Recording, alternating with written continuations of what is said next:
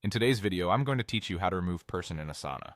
Before we begin, a quick note. You'll need to be an admin for your organization or workspace in Asana to remove someone.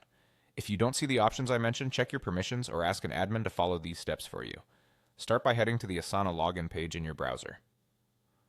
If your team uses Google to sign in, click Continue with Google.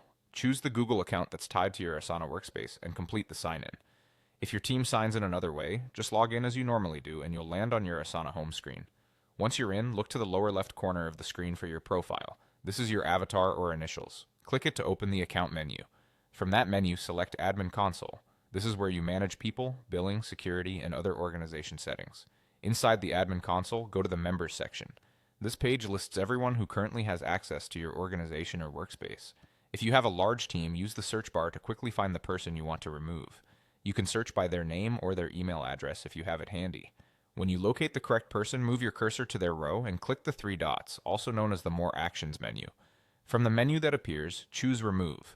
Asana may ask you to confirm your choice. Read the prompt, then confirm to complete the removal. After you remove someone, they immediately lose access to your organization or workspace, including any projects and tasks they could previously see. Their existing tasks and comments remain in Asana, so your team's history and accountability are preserved. If the person owned important tasks, consider reassigning those to an active teammate to keep work moving. Many teams do a quick review of that user's tasks and projects right after removal to make sure nothing critical is left unattended. A couple of tips to make this smoother. If you're removing someone as part of offboarding, it's helpful to reassign their key tasks before you complete the removal so handoffs are clear. Also, removing a member typically frees up a paid seat on your plan, so you can invite a replacement without increasing costs.